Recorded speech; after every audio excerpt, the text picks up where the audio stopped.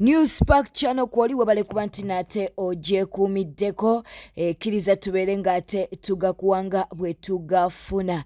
Essanyu munnange ewa Dr. Jose Chameleone oluvannyuma lw'okumala akabanga akanene nga tasisinkana famire ye munnange Kyaddaaki yamaze n'abeera ng'ate asisinkana n'okulaba ku baana be ate era n'okubaako n'obudde obumala n'abaana be nga w'oli mu kulaba mu katambi awo mukwano gwange omulungi oye Dr. Jose Chameleone ng'ali n'abaana be. Subscribe nga like nga leka obubaka bwawo mu comment section. Ndagire proso gambo tya Joyina Muddu, God Givers, Olivia Nankuke Esther n'abalala tujja kwera nga tubakonako maaso awo. Kaakati omukyala gw'oli mu kulaba awo mu katambi ali mukulu kussa amaziga munnange embeera si nnungi. Omukyala oyo yali yesimbyewo ng'ayagala bwa MP wabula munnange ate teyawangula. Ayitibwa Winnie Kinyomu ali Dubai naye nga kigambibwa nti yaferebwa MP omu ayitibwa Benjamin. Okitegeera nno omukwano kaakati mbu MP yamufera n'alyoka agende Dubai kati ali mu kubonaabonera Dubai. Katubeere nga tukuwa akatambi kano bambi abeere nti nate ensonga ze azirambulula bulungi. Amanya gange ze Winnie twino mukisha wazara ntunga mu murama waro MP yandeeteedo bamuyita Benjamin Kamukama Katambura namusasula miliyoni 5 nandeeta eno ng'angambye mbuno ngenda kukola mulimu gwa busomesa olwatuuka eno ne baagala okunzijjako pasipoti yange n'essimu nembi bama kubanga gye bantwala wali abawala abanayuganda ababonaabona abalinemu overstay kati wenabibama nebankasuka ku street webankasuka ku street newagira anyamba nanzijawo nekusawo yakakati ndi Dubai ndi stranded ngezezaako otuukirira offices z'aba government officials naye olw'ensonga nti wenale basinga eddoboozi akozesa position ye tabakkiriza kunnyamba. Njagala kudda e Uganda, njagala kudda mu ggwanga lyange. Buli omu yenna asobola okunyamba n'atuusa eddoboozi lyange mu gavumenti yange. Banaye alintuukize Mama Janet mama w'eggwanga lwaki mbonaabona tuusa ku kino. Ate ng'omubaka awa memba paramenti akola amateeka nga yantuusiza ku kino lwaki? Oluvannyuma lwa Fulufigo okuvaayo n'abeera ng'ate atabukira Alien Skin naye azizza omuliro. Katubeere nga tukuwa akatambi kano. Kale Fulufigo mumumpeera obugambo bulino mugambe entamisirole tonyingira nnyo kuba tujja kulabisaamu n'abajonkezi bo ate takimisirole tonkwata nnyo boyite werijja nnyo n'atera oggwayo. Video eno nsaba obeere ng'ogimpeera like ate teweerabira okuleka obubaka bwawo mu comment section. Mangi ge tukyayina. Junior avuddeyo munnange n'abeera ng'ate ateeka Alien Skin ku nninga amugambye lwaki totubuulira engeri Joram gye yafaamu. Agambye nti okusinga okuba nti n'oli mu kugamba nti bannange twagala bwenkanya ku nsonga za Palaso, ye Joram ye nga tonnaba kuba nti nate osaba obwenkanya bwe yafa atya. Katubeere nga tukwata Amale Junior. Bw'ogamba nti oguddewo ebya justice, Joram yafa atya? Era tulina complainant. We go back to review. Oli ku bail. Your discipline is wanting, which that bail can be revoked and you go back to prison.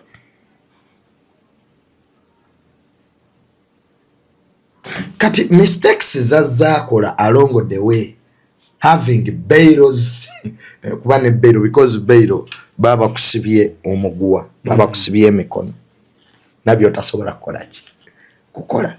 Era teri muntu ali ku bail musanyufu, because you have surrendered your freedom. Oba yensonga bambi teyazzaayo ng'ate amaanyi ali agayina. maybe because n'okutuuka ku biri ebya bail tebyali bya palaso ate bino byali byaki byali birala ate nga jukira singa abakudza ku revenginga musango almost gwegu yes so kati musajja tunatuka time ngali awo is stranded ebintu ebyayonooneka kati alien kyalina okukola atule wansi yekka ng'omuntu omukulu fenna mu nsi obulamu n'emmotoka waliwo obeera ku red obulamu bw'okutte waliwo tuseeko ku traffic lights nga ziraga red ng'ebitaala bikoze eki sayimu olina obbirinda biraga green afuneyo baatya ne bawuliriza ekintu kyokka kyemwebazaako edente retaliate back akokokka alien skin mu story yonna ke kaguwa kokka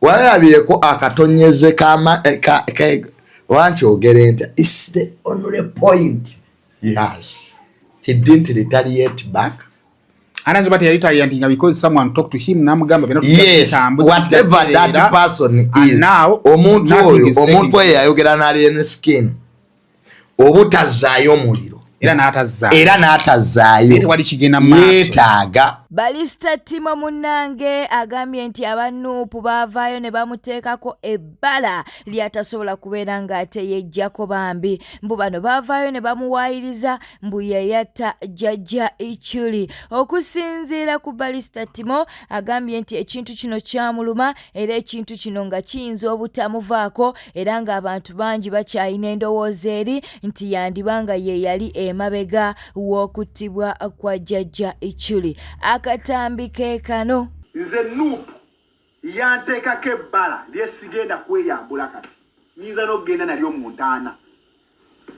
Sami the Mighty Family yakeera ku makya n'akola posti n'akuba akafaananyi n'agamba nti Timo poliisi emunoonya yasse Ichuli.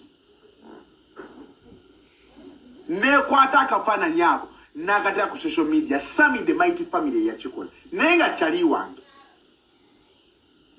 Ne bakasaasanya amapropagandist baabwe abaana baabwe batambuza zipeegi ne katambula.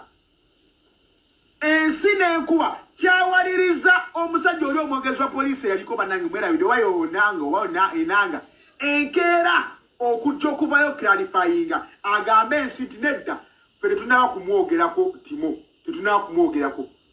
Eyo vidiyo nayo gyeringa enanga akyogera nti twale tugamba Timo tetunaba byogerako naye era stiiru bukedde olupapula lw'amawulire okumwe n'abasajja abo basiru tebategeera balina amazi mu mitwe bakuba akafaananyi Sami ke yayiiya ku laputopu ye ne bakakuba mu mawulire ne bantimba nti eyatta Ichuli yadduse Dubai. Bukedde olupapula lw'amawulire ne lunkolako defamation bukedde olupapula lw'amawulire ne lukuwa headline front page ng'ekifaananyi kyange bakitadde kuli naye nga bali ku lugambo lwa TikTok.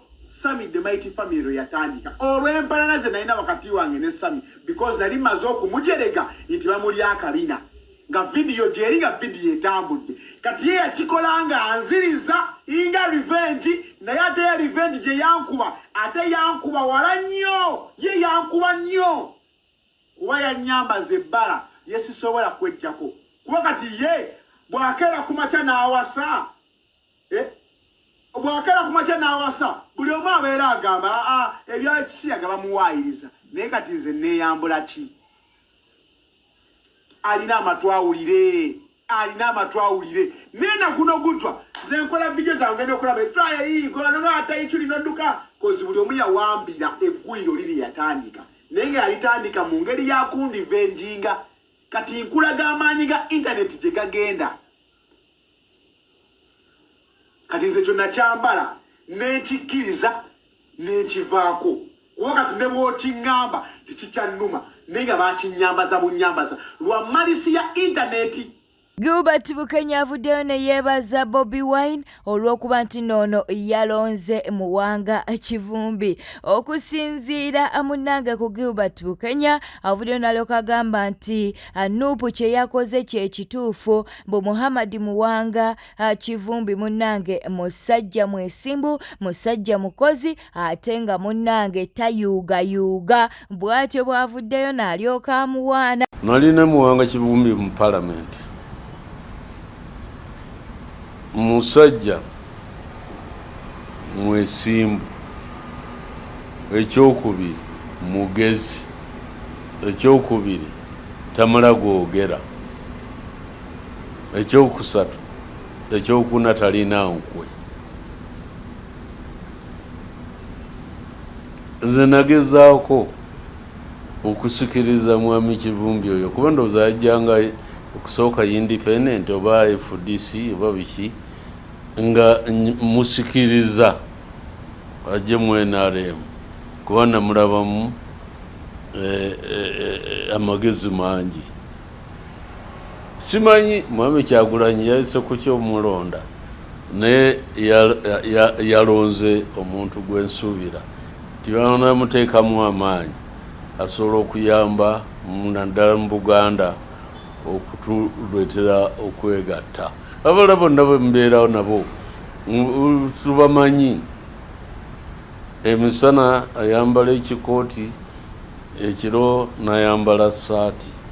Ebya Kemisera munnange tebinnagwa mukunji avuddeyo n'alyoka ategeeza nti Kemi yandibanga yafera bannayuganda nga teyakubibwa amasasi mbu kubanga bagezezzaako okunoonya ebiwundu tebabiraba. Katukuwa akatambi kano. Bana twagala okutuusa okwetonda kwaffe eri abannayuganda betwawa amawulire aga Kemisera nti bamukubidde South Africa. Naye bannange Kemisera olimba kale yese ebizibu wabadde nabyo naye ekyessasi waziti necessary ekyessasi bankubye essasi omukono gwonna guguno tugenda okunona ku kisaawe Entebbe tunoonya ekituli tetukiraba. Kemisera Mary Bata muli basawo baganda simanyi munga mulimbya ddagala musinga n'amayembe ne mutulimba bankubye essasi bankubidde South Africa emitima ne gyetutunduka ntwagudde mu babbi bannange mutuyambe. Kati wakomyewo twagala ojje ku radio ku TV otulage kubanga twanoonyeza ekituli ne kitubula nga tukanya mubuuza ekituli ky'essasi kiriwa nti bannange essasi kyawonye mu nnaku bbiri wawonye wabadde waliwo ekituli kinene bwe kiti naye bali aba South Africa balina eddagala bankubye empiso ne bampa amakerenda mu nnaku 3 ekituli kyabadde kisibye nga ne Kemisera nkuyisa emirundi emeka bonna wako ekirevu kino ompita mbuzi kaakati kasi kirungi oli Uganda kati kwekubire ffe abannayuganda emikko otubuulire lwaki watulimbye. Bwete tambudde olunaku olwaleero badde mulabi mulungi olw'okwekumira ku Newspark Channel. Katumireko ku Nabosa Building, twagala okutumirako ku Joy Namuddu Alima, twagala okutumirako ku Namagembe Goleti, twagala okutumirako ku Queen Safia Music, wali omukwano gwaffe ayitibwa Daffy Amot, ate ng'era twagala okutumirako ku Dorin Namukasa, ate ne tusembyayo Baby Shana. Beera bulungi.